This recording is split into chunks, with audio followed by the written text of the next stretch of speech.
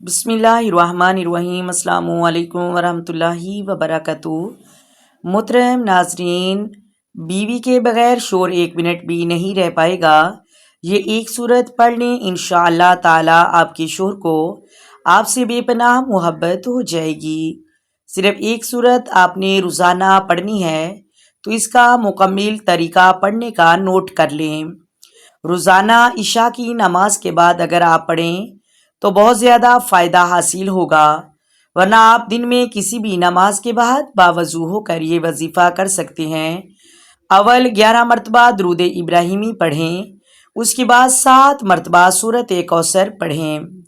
दिल में नियत करें कि या अल्लाह पाक मेरा शोहर, यानी अपने शोहर का नाम लें और फिर कहें कि उनके दिल में मेरे लिए मोहब्बत, उल्फत, मेहरबानी पैदा फरमा। आखिर में फिर 11 मरतबा दुरूद इब्राहिमी पढ़ लेना है। इंशाअल्लाह ताला आपके शोहर के दिल में आपकी बेपनाह मोहब्बत पैदा हो जाएगी। ये सब दुआएं और रूहानी कोशिशों का हिस्सा है। अल्लाह तबारिक व तआला उम्मत मुहम्मदिया को अमल करने की तौफीक अता फरमाए। आमीन सुमा आमीन। आए मिलकर आका दो आलम नूरे मुजस्सम सरवरे कायनात सल्लल्लाहु अलैहि वसल्लम की ज़ात पर दरूदो सलाम की नजराने पेश करें।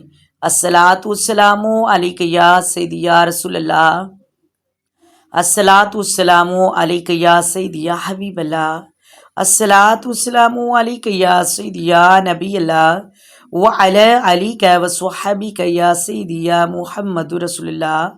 मोहतरम नाज़रीन, अगर वीडियो अच्छी लगे वीडियो को लाइक करें, शेयर करें, चैनल को सब्सक्राइब करें। अपनी दुआओं में याद रखिएगा।